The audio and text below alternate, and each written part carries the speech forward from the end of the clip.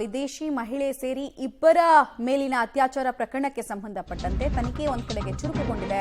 ಇನ್ನೊಂದು ಕಡೆಗೆ ಪೊಲೀಸರು ಈ ಭಾಗದಲ್ಲಿ ಅಲರ್ಟ್ ಆಗಿದ್ದಾರೆ.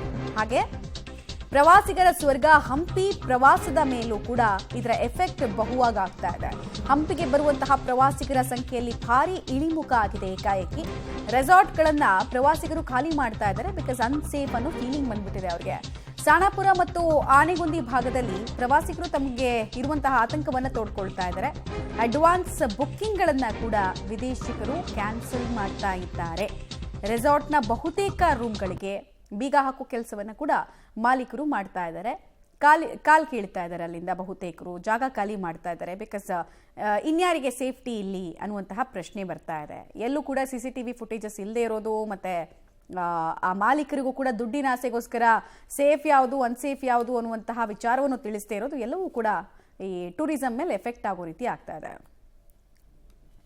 ಕೊಪ್ಪಳ ಜಿಲ್ಲೆಯ ಗಂಗಾವತಿ ತಾಲೂಕಿನ ಸಣಾಪುರದ ಎಡದಂಡೆ ಕಾಲುವೆ ಮೇಲೆ ಏನು ಗ್ಯಾಂಗ್ ರೇಪ್ ಪ್ರಕರಣ ನಡೀತು. ಅದು ಒಂದು ದೊಡ್ಡ ಮಟ್ಟದಲ್ಲಿ ದೇಶಾದ್ಯಂತ ಚರ್ಚೆ ಆಯಿತು. ಅಷ್ಟೇ ಅಲ್ಲ, ದೊಡ್ಡದಂಥ ಮಟ್ಟದಲ್ಲಿ ಸುದ್ದಿ ಆಯಿತು. ಈಗ ಅದೇ ಸಣಾಪುರ ಭಾಗದಂಥ ರೆಸಾರ್ಟ್ಗಳಿಗೆ ದೊಡ್ಡ ಮಟ್ಟದಲ್ಲಿ ಈಗ ಪೆಟ್ಟು ಬಿದ್ದಿದೆ ಅಂತ ಹೇಳ್ಬೋದು. ದೃಶ್ಯದಲ್ಲಿ ತೋರಿಸ್ತಾ ಇದ್ದೀವಿ.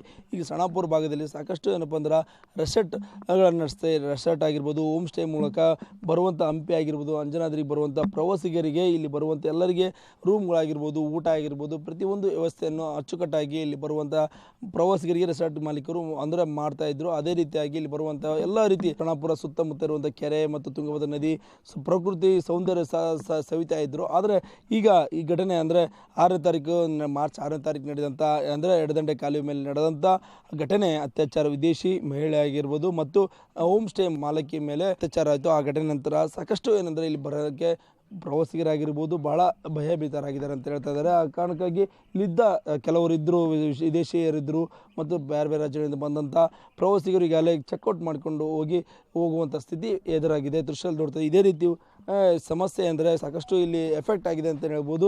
ಯಾಕಂದರೆ ಬರುವಂಥ ಪ್ರವಾಸಿಗರಿಗೆ ಇಲ್ಲಿ ಯಾರೋ ಒಬ್ಬರು ಮಾಡೋ ಒಂದು ತಪ್ಪಿನಿಂದ ಈ ದೊಡ್ಡ ಮಟ್ಟದಲ್ಲಿ ಕೆಟ್ಟ ಹೆಸರು ಅಂದ್ರೆ ಈ ರಾಜ್ಯ ಅಲ್ಲ ಇಡೀ ದೇಶಕ್ಕೆ ಆಗಿದೆ ಅಂತಲೇ ಹೇಳ್ಬೋದಾಗಿದೆ. ಇದು ಆದ ಕಾರಣಕ್ಕಾಗಿ ದೊಡ್ಡ ಮಟ್ಟದಲ್ಲಿ ರೆಸಾರ್ಟ್ ಮೇಲೆ ಹೊಡೆತ ಬಿದೆ ಅಂತ ಹೇಳ್ಬೋದು. ಸ್ವತಃ ರೆಸಾರ್ಟ್ ಮಾಲೀಕರಾದರೆ ಮಾತಾಡ್ಸ್ಕೊಂಡು ಬನ್ನಿ ಸರ್. ಈಗ ಈ ಅತ್ಯಾಚಾರ ಪ್ರಕರಣ ವಿದೇಶಿ ಮಹಿಳೆ ಆಗಿರ್ಬೋದು ಮತ್ತು ಹೋಮ್ ಸ್ಟೇ ಅಂದ್ರೆ ಆ ಓನರ್ ಮೇಲೆ ಆದಂಥ ಘಟನೆಯಿಂದಾಗಿ ಯಾವ ರೀತಿ ನಿಮಗೆ ರೆಸಾರ್ಟ್ ಮಾಲೀಕರ ಮೇಲೆ ಪೆಟ್ಟು ಬಿದ್ದಿದೆ ಅಂತೀರಿ?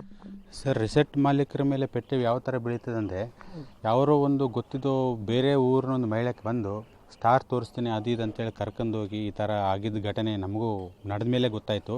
ನಾವು ಇದಕ್ಕಿಂತ ಮುಂಚೆ ಅವ್ರಿಗೆ 2 ಸಲ 3 ಸಲ ಹೇಳಿದ್ವಿ ಕೂಡ, ಇಲ್ಲ ಮೇಡಮ್ ನಿಮಗೆ ಇದ್ರ ಬಗ್ಗೆ ಲೋಕಲಿಟಿ ಬಗ್ಗೆ ಗೊತ್ತಿಲ್ಲ, ಕರ್ಕೊಂಡೋಗೋದು ನಿಮಗೆ ಗೊತ್ತಿಲ್ಲ, ಇಲ್ಲಿ ಚಿರತೆ ಕರಡಿ ಅವಳೆ ಇರುತ್ತೆ ಈ ಥರ ಅಂತ ನಾವು ಹೇಳಿದ್ರು ಅವರು ಅದನ್ನ ಅವಾಯ್ಡ್ ಮಾಡಿ ಹೋಗ್ಯಾರಂದರೆ ಅದು ಎದಕ್ಕೆ ಹೋಗಿದ್ದಾರೋ ಏನಂತ ಗೊತ್ತಿಲ್ಲ. ಬಟ್ ನಮಗೆ ಮಾತ್ರ ತುಂಬ ಮನಸ್ಸು ನೋವಾಗ್ತಾ ಇದೆ. ಒಂದು ಕಡೆ ನಮ್ಮ ಮೇಲೆ ಇಷ್ಟು ದೊಡ್ಡ ಕಪ್ಪೆಚುಕ್ಕು ಬಿತ್ತಲ್ಲಪ್ಪ. ಹಂಪಿ ಅಂದರೆ ಎಷ್ಟೋ ಜನ ಹಂಪಿ ಅಂದರೆ ಒಂದು ಸ್ಥಾನ, ಇಡೀ ವರ್ಲ್ಡಲ್ಲಿ 2ನೇ ಸ್ಥಾನ ಇರೋದು ತಕ್ಕಂಥದ್ದು ನಮ್ಮ ಹಂಪಿ. ಸೊ ಅದೇ ಹಂಪಿ ಹೆಸರ ಮೇಲೆ ಒಂದು ಇಂಥ ಕಪ್ಪು ಚುಕ್ಕೆ ಯಾರೋ ಒಬ್ಬರು ಬೇರೆ ಸ್ಟೇಟ್ ಮಹಿಳೆ ಬಂದು ನಮ್ಮ ಮೇಲೆ ಹಾಕಿದ್ಲಲ್ಲ, ಅದು ಒಂದು. ಎರಡನೇದು, ಆಗಿರೋ ಬುಕ್ಕಿಂಗ್ ಎಲ್ಲ ನಾವು ತೆಗೆದಿರೋ ಬುಕ್ಕಿಂಗ್ ಎಲ್ಲ 75-80% ಬುಕ್ಕಿಂಗ್ ಎಲ್ಲ ಕ್ಯಾನ್ಸಲ್ ಆಗ್ತಾ ಇದ್ದಾವೆ. ಸೊ ಜನ ಎಲ್ಲ ಹೊರಡ್ತಾ ಇದ್ದಾರೆ, ಅದರ್ತಾ ಇದ್ದಾರೆ. ಸ್ವಲ್ಪ ಜನ ಹೇಳ್ತಾ ಇದ್ದೀವಿ, ಇಲ್ಲ ಮೇಡಮ್ ಏನೋ ಬೈ ಮಿಸ್ಟೇಕ್ ಆಗಿದೆ, ಅದು